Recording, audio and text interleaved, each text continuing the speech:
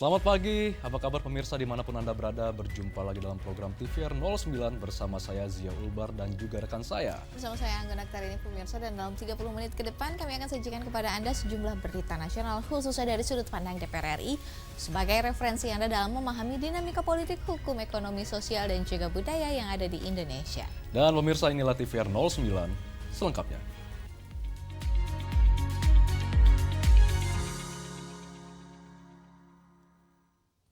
Anggota Komisi 11 DPR RI menilai penyelamatan Sritex perlu mempertimbangkan ekuitas perusahaan yang dalam kondisi negatif akibat besarnya utang perusahaan. Pasca dinyatakan pilot oleh PN Niaga Semarang, pemerintah berupaya melakukan langkah untuk menyelamatkan PT Sri Rejeki Isman Tbk atau Sritex dengan melibatkan 4 kementerian. Menanggapi itu, anggota Komisi 11 DPR RI menilai upaya penyelamatan Sritex perlu didukung kajian secara menyeluruh dan mendalam agar tidak merugikan keuangan negara di masa mendatang. Menurut Haris Turino, penyelamatan Sritex perlu mempertimbangkan ekuitas perusahaan yang dalam kondisi negatif akibat besarnya utang perusahaan. Permasalahan Sritex perlu diselidiki secara menyeluruh untuk mengetahui adanya fenomena bahaya moral atau moral hazard dari pemilik perusahaan sebelumnya atau murni karena persaingan usaha. Kalau tentang penyelamatan Sritex ya, arahan dari Presiden Prabowo kan jelas ya bahwa ini diselamatkan. Nah, tetapi yang menjadi pertanyaan adalah bagaimana cara menyelamatkannya. Ya, apakah dijadikan BUMN? Ya, kemudian sahamnya menjadi saham BUMN. Karena kalau kita lihat ya ekuitasnya sudah negatif perusahaan itu. Ini perlu kajian yang lebih mendalam karena total utangnya gede sekali. Ya, jangan sampai merugikan keuangan negara. Maka dengan mudah ya barang-barang dari impor dari China masuk, yang ini mengakibatkan ya kita tahu industri dalam negeri tidak mampu bersaing dengan produk-produk impor dari China. Di sisi lain, Haris Turino mengkritisi Permendak nomor 8 tahun 2024 yang mempermudah produk impor masuk ke Indonesia sehingga mengakibatkan industri dalam negeri kalah saing. Pemerintah perlu memperbaiki tata kelola industri dalam negeri dengan memperhatikan efisiensi perusahaan dan kemandirian sektor hulu industri, yakni bahan baku. Helmi dan Teddy, TVR Parlemen, melaporkan. Pemirsa, anggota Komisi 2 DPR RI mendukung sinergi penyelenggaraan pilkada di Sumatera Utara baik KPU, Bawaslu, DKPP, dan juga Sentra Gakumdu dalam mengantisipasi potensi konflik dan juga pelanggaran pilkada. Pilkada serentak 2024 akan berlangsung pada 27 November mendatang.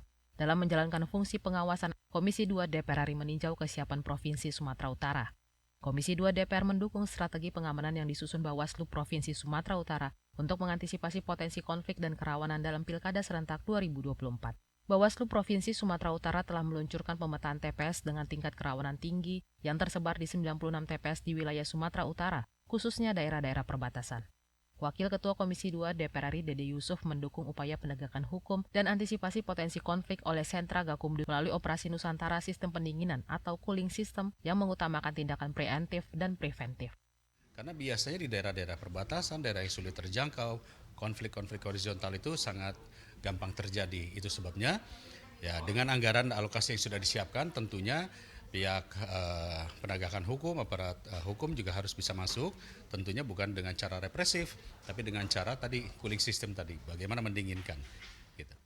Anggota Komisi 2 DPR RI Ahmad Doli juga mendukung sinergi baik KPU, Bawaslu, DKPP, dan Sentra Gakumdu dalam mengantisipasi potensi konflik dan pelanggaran pilkada. Dengan adanya peta potensi kerawanan, diharapkan bisa menjadi deteksi dini bagi seluruh pihak. Pernah ada terjadi konflik dan segala macam, kemudian jangkauan ke daerah itu tidak mudah gitu secara fisik gitu. Nah, tapi kan itulah gunanya kita bisa berkoordinasi. Artinya bapak-bapak dari kepolisian sudah bisa dari awal mendeteksi ya potensi-potensi itu sehingga nanti bisa ada effort yang lebih. Dari Sumatera Utara, Vinita TVR Parlemen melaporkan. Mahkamah Konstitusi membuat putusan terkait judicial review Undang-Undang Cipta Kerja. Kami akan hadirkan informasinya, pemirsa, sesaat lagi tetap bersama kami di TVR 09.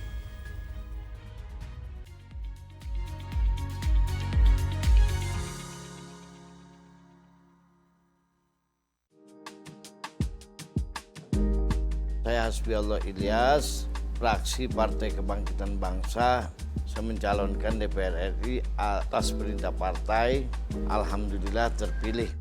Masyarakat kita hari ini mungkin sudah bosan dengan janji-janji politik, tapi yang terpenting masyarakat itu apa yang kita sudah kerjakan selama ini, selama saya di DPRD 15 tahun. KJP aja tidak cukup. Nah ini program yang dari Senayan ini, dari DPR RI itu yang kita akan berikan kepada masyarakat. Salah satu contoh pendidikan. Benar atau tidak, anggota dewan itu harus pakai fatwa kemana-mana? Enggak.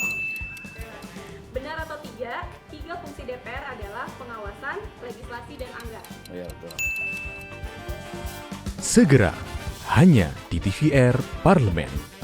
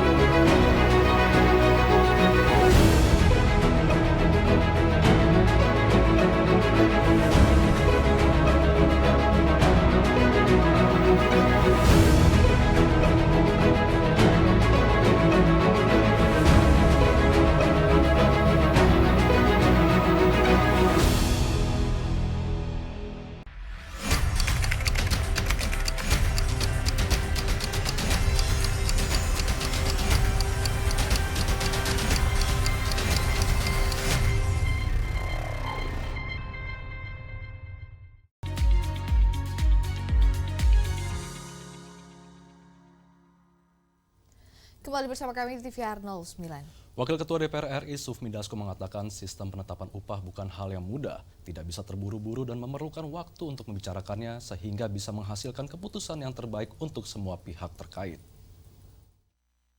Dengan adanya putusan Mahkamah Konstitusi terkait judicial review Undang-Undang Cipta Kerja, pimpinan DPR RI optimis sistem penetapan upah tahun 2025 bisa terselesaikan dengan baik.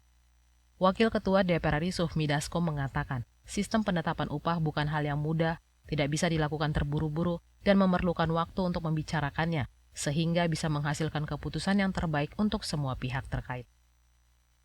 Ya, kita optimis bahwa ini akan dapat terrealisasi dalam waktu yang tidak lama. Tapi memang perlu waktu untuk membicarakan, karena ini bukan hal yang mudah dan juga tidak harus terburu-buru demikian.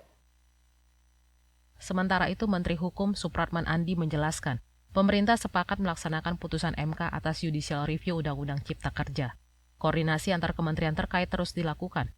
Pada dasarnya, pemerintah dan DPR RI bersama kelompok buruh sepakat menyelesaikan sistem penetapan upah tahun 2025 dengan baik.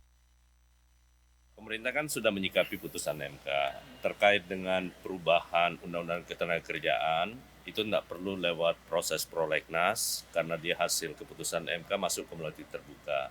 Nah karena itu secepatnya kami akan berkoordinasi dengan Menteri Ketenagakerjaan. Yang lain-lainnya termasuk yang paling penting disikapi sekarang kan soal pengupahan. Nah tadi kami sudah bersepakat dengan teman-teman buruh dan Menteri Ketenagakerjaan untuk sesegera mungkin mempersiapkan terkait dengan Permenakernya walaupun tidak perlu terburu-buru seperti yang disampaikan oleh Pak Ketua tadi. Zikri dan Denus, TVR Parlemen, melaporkan. Penghapusan piutang macet bagi pelaku UMKM seperti petani dan juga nelayan dapat menjadikan BI checking kembali membaik. Di sini anggota Komisi 11 DPR RI mendorong penyaluran kredit yang baru bagi pelaku usaha yang dapat lebih selektif.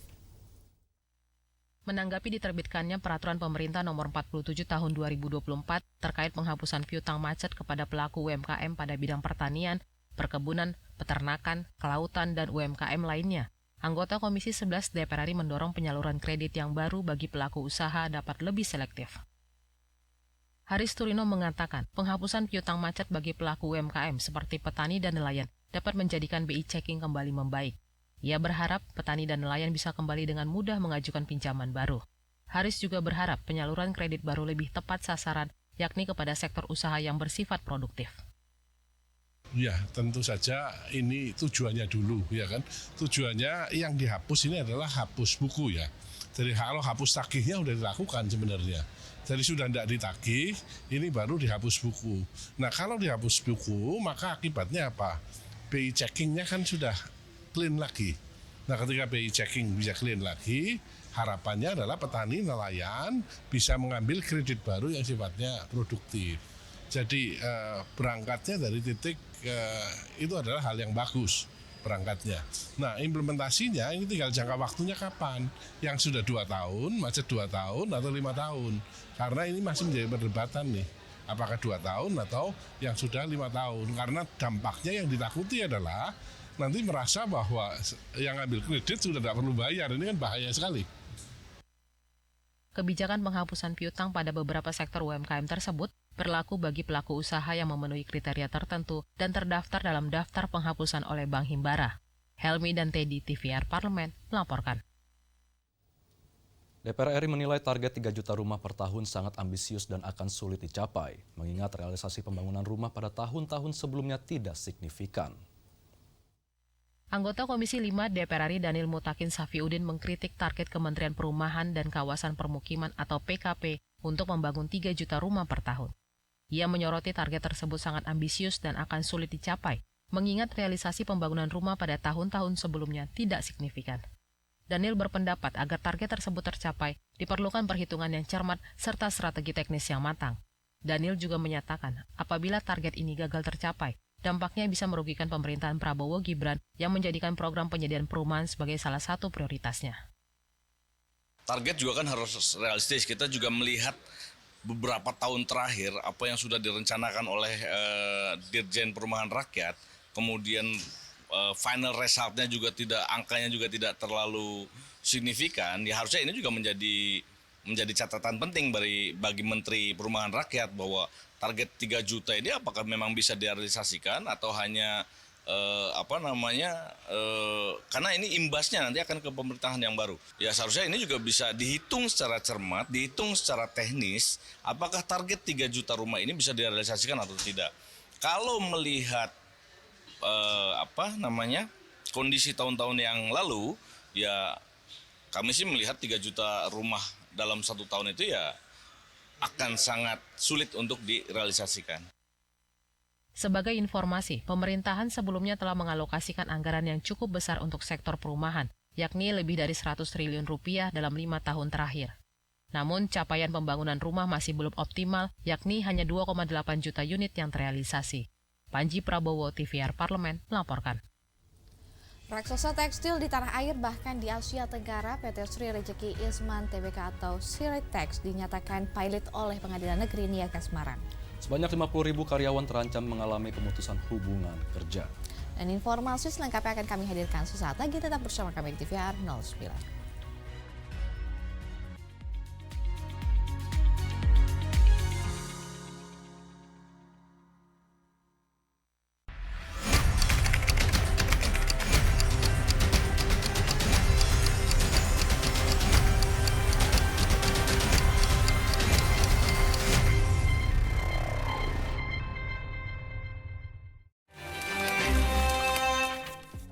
Sekarang kita sedang ada di balik kursi. Wah, di balik kursi ada sofa kayaknya.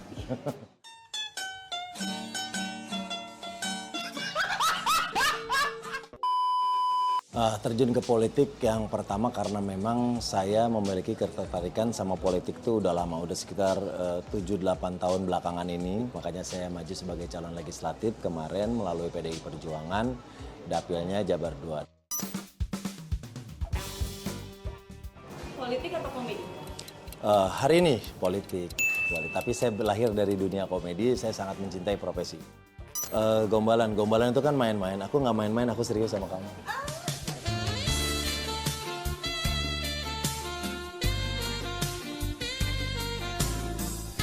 Segera, hanya di TVR Parlemen.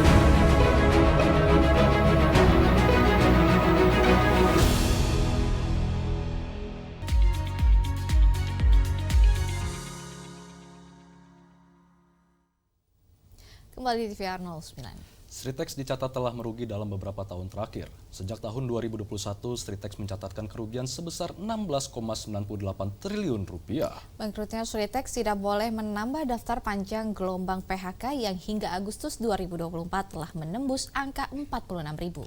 Simak informasi mendalam yang telah dirangkum oleh tim redaksi TVR Parlemen dalam segmen Editorial Parlemen berikut ini.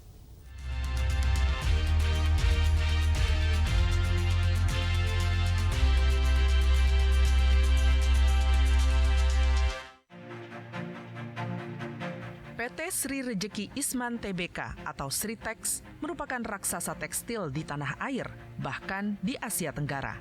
Pada Senin 21 Oktober 2024 lalu, Sritex serta 3 anak usahanya, yaitu PT Sinar Pancajaya, PT Bitratex Industries, dan PT Primayuda Mandiri Jaya dinyatakan pilot oleh Pengadilan Negeri Niaga Semarang karena tidak mampu membayar utang sebesar 101,3 miliar rupiah ke PT Indo Barat Rayon.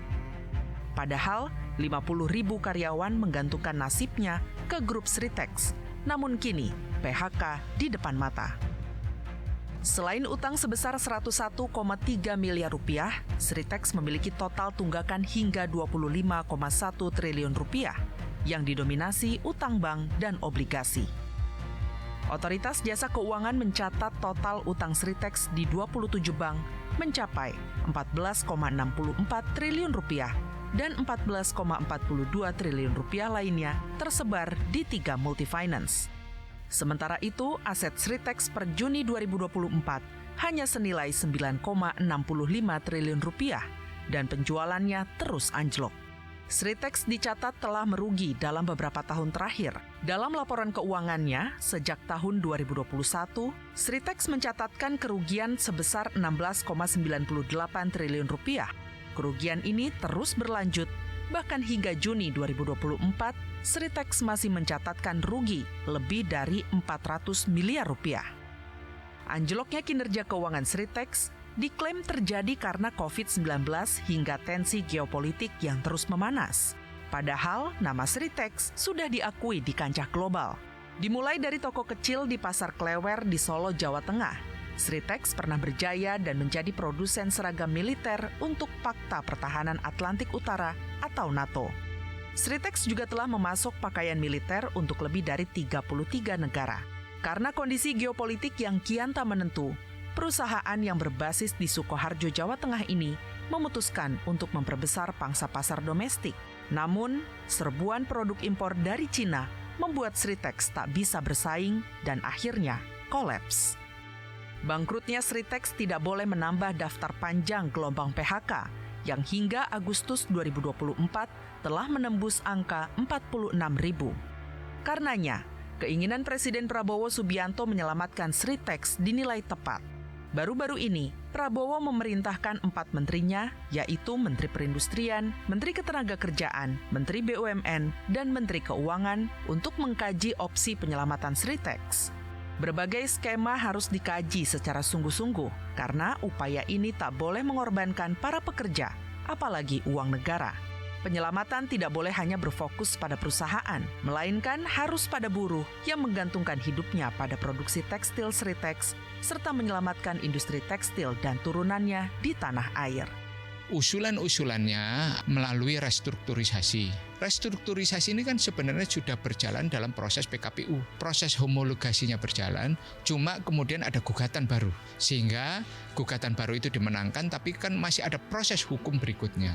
Kenapa Bapak Presiden menyampaikan dukungan itu? Karena Sritex adalah salah satu industri tekstil terbesar di Indonesia. Jumlah buruhnya sangat banyak, puluhan ribu. Ini menjadi model bagaimana industri tekstil itu bisa bertahan dari semua krisis. Kalau Sritex ini sampai kemudian mengalami likuidasi, kebangkrutan dan dibubarkan, banyak pengangguran, dan ini juga akan menimpa industri tekstil yang lain. Fenomena Sritex harus dimaknai lebih luas. Bukan sekedar menyelamatkan Sritex, pemerintah juga harus memikirkan masa depan industri tekstil di tanah air. Kendornya perlindungan pemerintah terhadap produk dalam negeri dinilai juga jadi biang kerok kolapsnya industri TPT. Dikeluarkannya Peraturan Menteri Perdagangan atau Permendag Nomor 8 Tahun 2024 juga disebut-sebut menjadi faktor utama. Sudah saatnya pemerintah berpihak pada industri dalam negeri. Sudah saatnya regulasi dibentuk untuk melindungi rakyatnya, termasuk industri dan buruh yang bernaung di dalamnya. Penyelamatan Sritex bukanlah final, melainkan garis awal. Nasib dan keselamatan para pekerja harus jadi prioritas utama. Jangan sampai ada lagi karyawan yang di-PHK. Perlu kajian yang lebih mendalam karena total hutangnya gede sekali. Ya, jangan sampai merugikan keuangan negara. Ini memang polemik yang lama ya. Waktu saya masih di Komisi 6, saya juga pernah mempertanyakan masalah Permendag Nomor 8 ini. Karena diyakini dengan adanya Permendag Nomor 8, maka dengan mudah ya barang-barang dari impor dari China masuk. Yang ini mengakibatkan kita tahu industri dalam negeri tidak mampu bersaing. Tim redaksi TVR Parlemen melaporkan.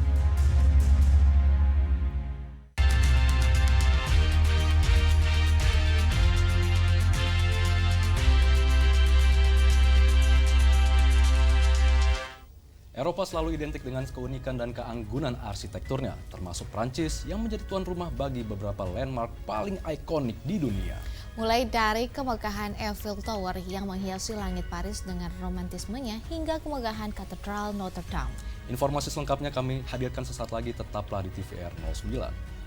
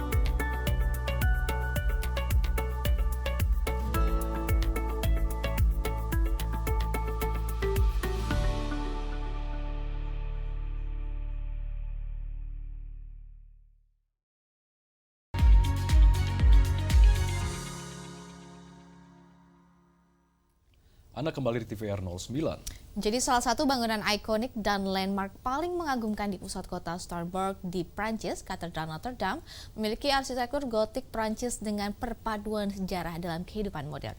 Dibangun pada abad ke-12 dan ke-14, katedral ini menjadi saksi berbagai peristiwa bersejarah dan sudah ditetapkan sebagai situs warisan dunia oleh UNESCO.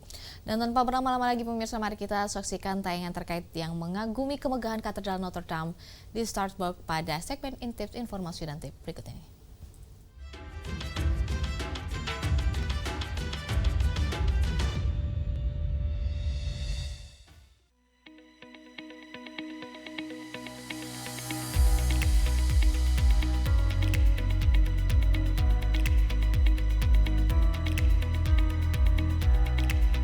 Pemirsa, di benua Eropa yang kaya akan sejarah dan budaya, kita dapat menemukan berbagai bangunan ikonik yang membawa pesona dan keanggunan tak terbandingkan. Termasuk di Prancis, tanah yang dihiasi dengan keindahan, keberagaman budaya, dan sejarah yang tajam. Prancis menjadi tuan rumah bagi beberapa landmark paling ikonik di dunia. Mulai dari kemegahan Eiffel Tower yang menghiasi langit Paris dengan romantismenya, hingga kemegahan Katedral Notre Dame di Strasbourg yang mencapai langit-langit kota Strasbourg, Alsace, Prancis. Mungkin banyak dari kita yang belum familiar dengan kota Strasbourg. Kota indah ini terletak di timur laut Prancis, merupakan perpaduan memukau antara sejarah dan kehidupan modern. Kita bisa menemukan jalan-jalan berbatu, kanal-kanal yang mempesona, dan arsitektur yang menggoda, termasuk ikon kota ini, Katedral Notre Dame de Strasbourg. Sekarang, mari kita jelajahi kemegahan Katedral Notre Dame de Strasbourg yang seolah mengajak kita untuk merenung dan mengejar masa lalu yang kaya dan menyelami pesona yang tak tergoyahkan dari negeri ini.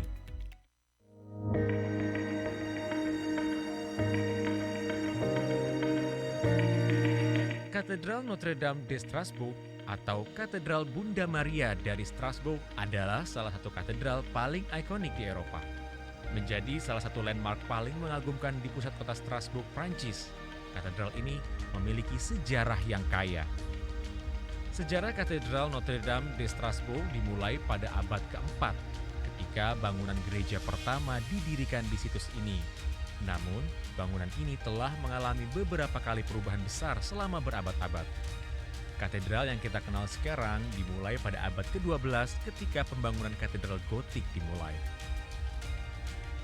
Ada menara utara Katedral Notre Dame de Strasbourg yang pernah menjadi menara tertinggi di dunia pada abad ke-15 dengan ketinggian sekitar 142 meter. Salah satu keunikan katedral ini adalah vitril rosas atau jendela mawar yang spektakuler. Menggambarkan kisah Alkitab dengan keindahan yang memukau, vitril ini memiliki diameter sekitar 13 meter dan merupakan salah satu yang terbesar di Eropa. Katedral ini juga memiliki jam astronomi yang mengesankan, yang menampilkan gerakan matahari, bulan, dan planet-planet dalam waktu nyata. Katedral Notre Dame de Strasbourg memiliki pengaruh besar terhadap arsitektur gotik selama abad pertengahan. Banyak elemen arsitektural dan desain yang kemudian diterapkan di katedral-katedral lain di Eropa. Karena arsitektur gotiknya yang luar biasa, pada tahun 1988, Katedral Notre Dame de Strasbourg diakui sebagai warisan dunia UNESCO. Sejak itu, katedral ini bukan hanya menjadi tempat ibadah, tetapi juga menjadi pusat budaya dengan konser musik, pameran seni, dan acara-acara budaya lainnya yang terus berlangsung di dalamnya. Berkunjung ke kota Strasbourg tentu akan menjadi perjalanan yang tak terlupakan, karena Strasbourg adalah satu permata tersembunyi Eropa yang menawarkan pengalaman tak terlupakan bagi setiap wisatawan yang mencari keindahan, warisan, dan pesona yang tak tertandingi.